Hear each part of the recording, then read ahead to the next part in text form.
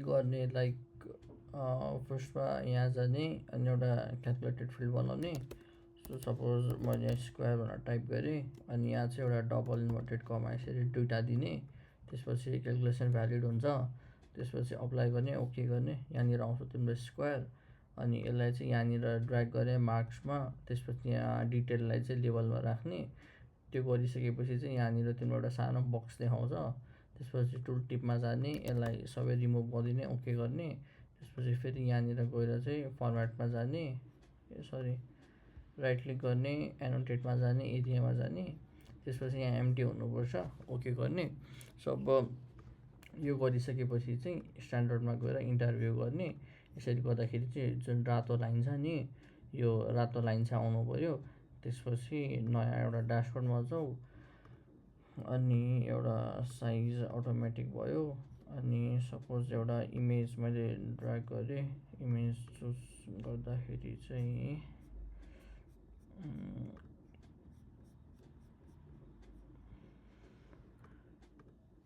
Suppose यो image भयो होइन।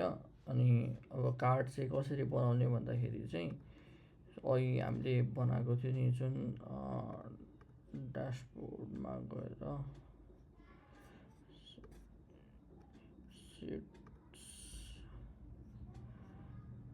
सिट 23 यहाँ छ होइन। यसलाई ड्र्याग गरेर यसरी ल्याउने, ड्र्याग गरेर ल्याएपछि यस्तो देखाउँछ। यहाँ त्यो टाइटली हुन्छ, यसलाई फ्लोटिङमा लगाऊ अनि राइट क्लिक आई टाइटल गर्ने, फेरि काटेर चाहिँ एकचोटि फेरि ड्र्याग गर्ने। यसरी आउँछ, राइट क्लिक आई टाइटल गर्ने अनि यसलाई यसरी एङ्गल कर्नरबाट चाहिँ यसरी स्ट्रेच गर्दा नि हुन्छ। यो चाहिँ सिम्पल एउटा त्यो लिक्विड ग्लास बनाएको हो। सो यो भइसकेपछि चाहिँ यो चाहिँ एउटा फुलै बनाऊँ।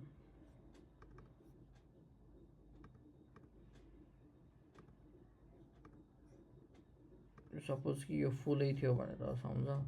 अनि यहाँनिर जाने, राइट क्लिक गर्ने, फर्मेटमा जाने, यहाँनिर यस्तो आउँछ। वर्कसिटमा चाहिँ एउटा वाइट अनि त्यसपछि चाहिँ अरू के मिलाउनु छ भने अरू त त्यस्तो केही पनि छैन।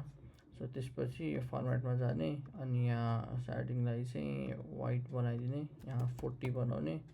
त्यो गर्दाखेरि चाहिँ यो कर्नर बोर्डर, अब बोर्डर दिने भने यसरी स्क्वायरमा चाहिँ मोर राउन्डेड गऱ्यो भने चाहिँ यहाँ ठ्याक्कै एउटा राउन्ड भइरहेको छ क्या। हो त्यसरी गर्दा हुन्छ। राइट क्लिक, फर्मेट,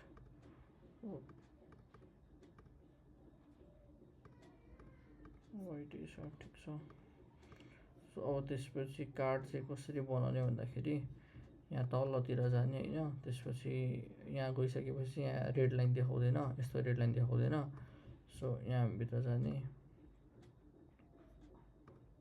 यहाँनिर जाने, एनोटेटमा जाने, एरियामा जाने, ओके गर्ने। यहाँनिर आउँछ यसरी, यसलाई ड्र्याग गर्ने अनि त्यसपछि राइट क्लिक गर्ने, फर्मेट गर्ने।